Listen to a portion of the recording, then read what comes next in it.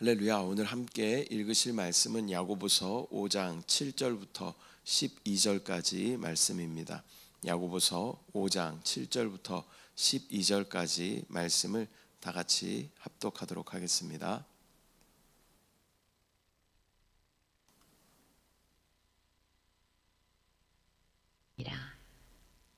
그러므로 형제들아, 주께서 강림하시기까지 길이 참으라.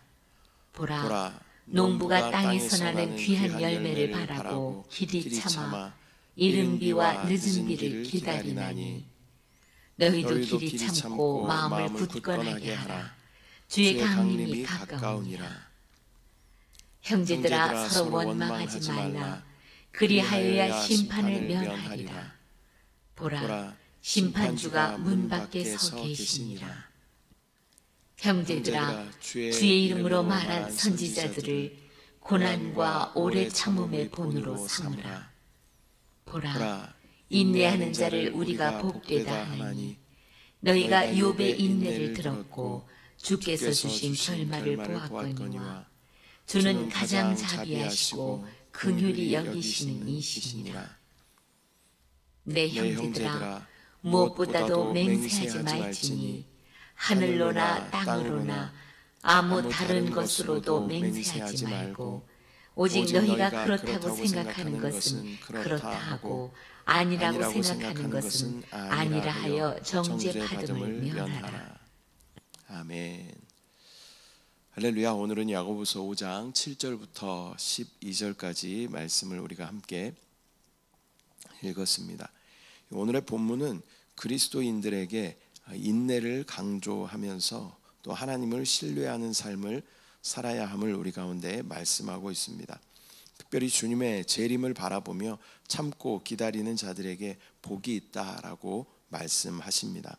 또한 언행에 있어서 신실한 태도를 유지할 것을 우리 가운데 말씀하십니다.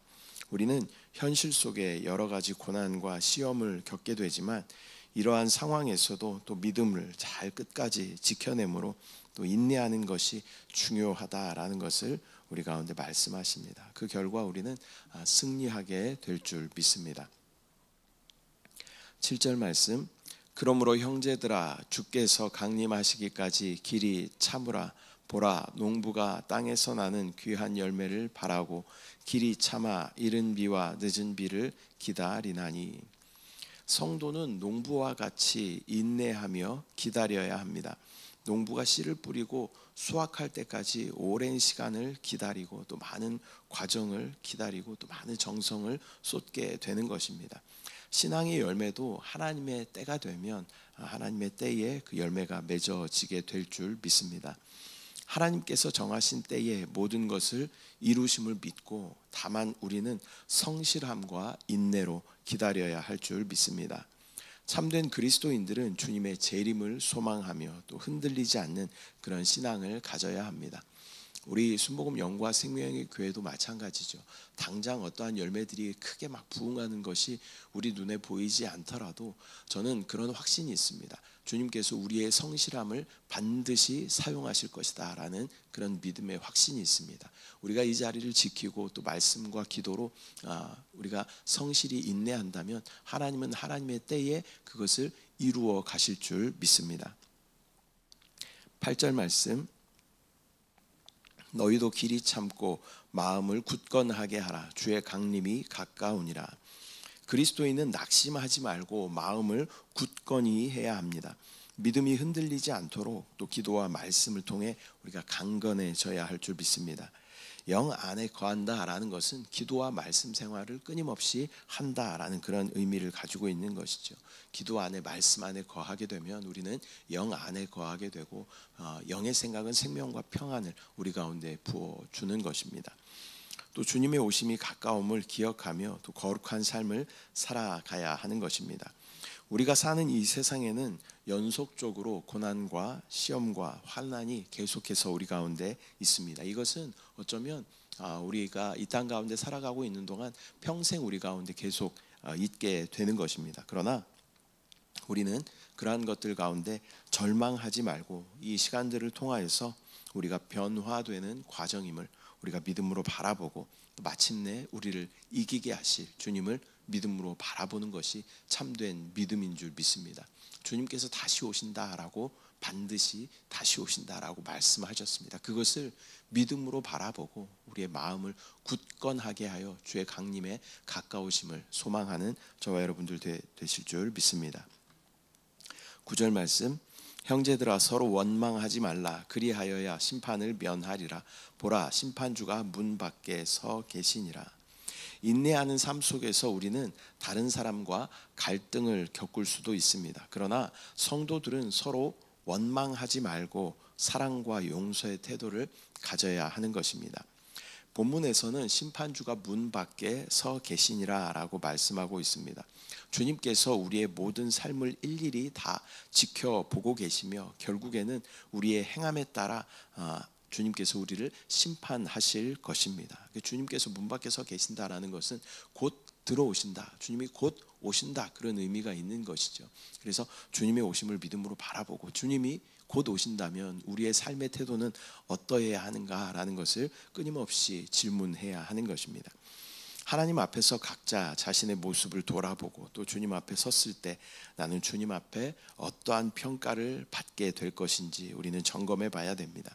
참된 그리스도인이라면 원망보다는 형제를 사랑하는 마음으로 그를 위하여 중보할 수 있는 것이 성숙한 믿음인 줄 믿습니다.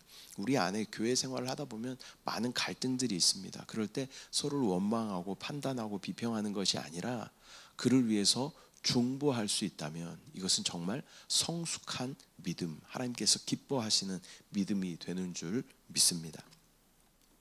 10절 말씀, 형제들아 주의 이름으로 말한 선지자들을 고난과 오래 참음의 본으로 삼으라. 구약의 선지자들은 고난과 핍박 속에서도 또 하나님의 뜻을 전하며 인내했던 그러한 사람들입니다. 이사야, 예레미야, 엘리야와 같은 선지자들은 많은 어려움을 겪었지만 끝까지 하나님을 신뢰했던 그러한 선지자들이었습니다. 그리스도인은 어려움 속에서도 하나님을 신뢰하는 그러한 믿음을 가져야 하는 줄 믿습니다. 믿음의 선배들을 본받아 끝까지 인내하는 삶을 살아가는 저와 여러분들 되시기를 소망합니다. 11절, 보라, 인내하는 자를 우리가 복되다 하나니 너희가 욥의 인내를 들었고 주께서 주신 결말을 보았거니와 주는 가장 자비하시고 긍휼히 여기시는 이시니라. 욥은 우리가 알다시피 극심한 고난을 당했지만 끝까지 하나님을 신뢰함으로 또 인내하는 모습을 우리가 성경을 통해서 보았습니다. 결국 하나님께서는 욥을 회복시키시고 또 더 큰 복을 허락하여 주십니다. 우리도 고난 속에서 하나님의 계획과 긍휼을 신뢰해야 합니다. 물론 욥의 고난 가운데 많은 아픔들이 있었을 것입니다. 욥의 입장에서 생각을 해보면 자녀들도 다 잃고 또 아내도 떠나가게 되고 또 심한 육신의 질병까지 있었던 그러한 모든 것을 다 잃었던 그러한 아픔이 있었습니다. 그러나 하나님께서는 이 욥을 다시 회복시키시고 또 변화된 욥은 이전과는 많은 다른 어떤 삶의 태도들이 있었을 것입니다. 오직 하나님만을 신뢰하는 그러한 사람이 되었을 것입니다. 하나님께서는 욥을 변화시키시고 이 죽음과 같은 그 시간을 통과시킴으로 부활의 욥을 하나님께서는 허락하셨다라는 것입니다. 우리도 마찬가지입니다. 삶 가운데 어려움이 있고 또 고난이 있을지라도 이것을 이 죽음과 같은 그 시간들을 잘 넘어가게 되면 믿음으로 극복하게 되면 하나님은 부활의 생명을 우리 가운데 허락하여 주셔서 하나님의 놀라운 생명을 우리 가운데 부어 주시는 것입니다. 하나님은 인내하는 자에게 긍휼과 복을 주신다라고 말씀하십니다. 그리스도인은 어떠한 상황에서도 하나님만을 의지하는 그러한 사람인 것입니다. 12절, 내 형제들아 무엇보다도 맹세하지 말지니 하늘로나 땅으로나 아무 다른 것으로도 맹세하지 말고 오직 너희가 그렇다고 생각하는 것은 그렇다 하고 아니라고 생각하는 것은 아니라 하여 정죄 받음을 면하라. 그리스도인은 말에 있어서 정직하고 신실해야 합니다. 불필요한 그러한 맹세는 무익하다라고 말씀하십니다. 우리는 다만 진실한 그러한 언어 생활을 가져야 합니다. 예수님께서도 산상수훈에서 같은 교훈을 주셨습니다.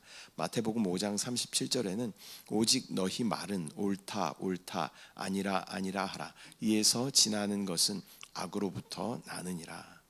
우리는 하나님 앞에서 항상 정직한 삶을 살아야 합니다. 또한 우리의 말이 사람들에게 신뢰를 줄 수 있도록 해야 합니다. 하나님의 성품은 신실함이시죠. 이 신실함이라는 뜻은 믿을만하다, 약속을 잘 지킨다, 그런 의미가 있는 것입니다. 우리가 참된 그리스도인 하나님의 사람이라면 우리는 하나님의 어떠하심이 우리의 삶을 통하여 나타나야 하는 것입니다. 우리의 입술도 신실한 입술이 되어야 합니다. 하나님의 성품인 그러한 신실함, 미쁘신 그러한 성품이 우리 가운데 나타나야 할 줄 믿습니다. 요즘에 TV를 보면 뉴스에는 많은 공방들이 있죠. 근데 같은 사건을 두고 누구는 이렇게 이야기하고 누구는 이렇게 이야기하고, 그러니까 누군가는 거짓말을 하고 있는 그러한 상황인 것이죠.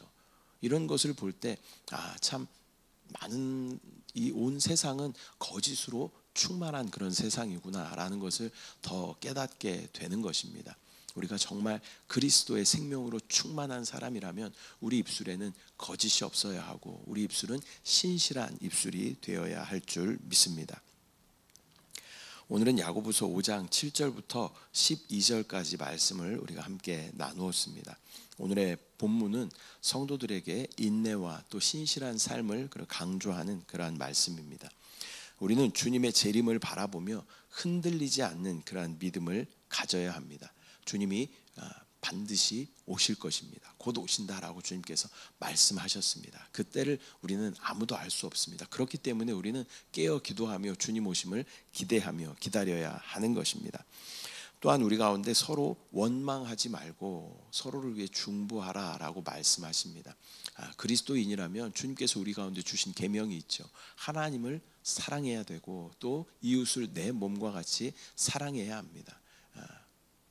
우리 가운데 어떤 지체들 가운데 불편함을 줄 때가 있습니다. 그러나 한 지체라는 그러한 생각을 우리가 갖는다면 그를 원망하지 않을 것입니다. 그를 위해서 더 중보하고 더 소중히 여기며 그를 위해 기도하게 될 것입니다.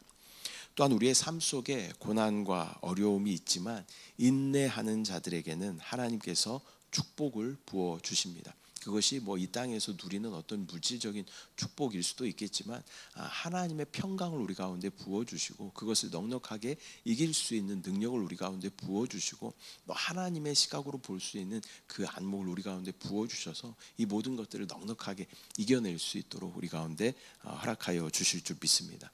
끝까지 믿음을 지키며 신실한 삶을 살아가는 저와 여러분 또 우리 순복음 영과 생명의 교회 되시기를 축복합니다. 기도하겠습니다. 사랑의 주님, 오늘 야고보서 5장 말씀을 통하여 우리 가운데 말씀하여 주심을 감사합니다. 우리 가운데 인내함으로 또 견뎌야 하는 것과 또 우리 입술이 신실해야 함을 주님께서 말씀하십니다. 주여 우리의 삶이 그리스도인이라는 정체성에 부합한 그런 삶을 살 수 있도록 주여 인도하여 주시고 또 주님께서 오심이 가까웠음을 믿음으로 바라보며 그것을 소망하며 이 세상이 너무 악하고 더러우니까 주님 다 쓸어버려 주십시오. 이러한 마음이 아니라 주님 저는 주님 오심을 기대하며 준비하고 있습니다. 주님 언제 오셔도 저는 주님 앞에 떳떳하게 자랑스럽게 설 수 있습니다. 그러한 적극적인 마라나타의 신앙으로 우리가 살아낼 수 있도록 주여 은혜를 부어 주시옵소서. 또 우리의 성실함을 사용하실 주님을 신뢰합니다. 하나님께서 이 땅 가운데 순복음 영과 생명의 교회를 세우셨고 하나님께서 우리 가운데 사명과 사역을 맡겨주셨으므로 다만 우리는 성실함으로 그것을 감당해 나아갈 때 하나님의 놀라운 역사를 보게 하여 주시옵소서. 열매 맺게 하실 분은 하나님이심을 믿음으로 바라보며 긍휼의 하나님을 주여 구하며 나아가게 하여 주시옵소서. 이 시간도 부르짖어 간구하는 기도 가운데 응답하실 주님을 믿음으로 바라봅니다. 주님을 신뢰합니다. 주님을 사랑합니다. 감사드리고 예수님의 이름으로 기도드립니다. 아멘. 하늘에 계신 우리 아버지여, 이름이 거룩히 여김을 받으시오며 나라가 임하시오며 뜻이 하늘에서 이루어진 것 같이 땅에서도 이루어지이다. 오늘 우리에게 일용할 양식을 주시옵고 우리가 우리에게 죄 지은 자를 사하여 준 것 같이 우리 죄를 사하여 주시옵고 우리를 시험에 들게 하지 마시옵고 다만 악에서 구하시옵소서. 나라와 권세와 영광이 아버지께 영원히 쌓옵나이다. 아멘.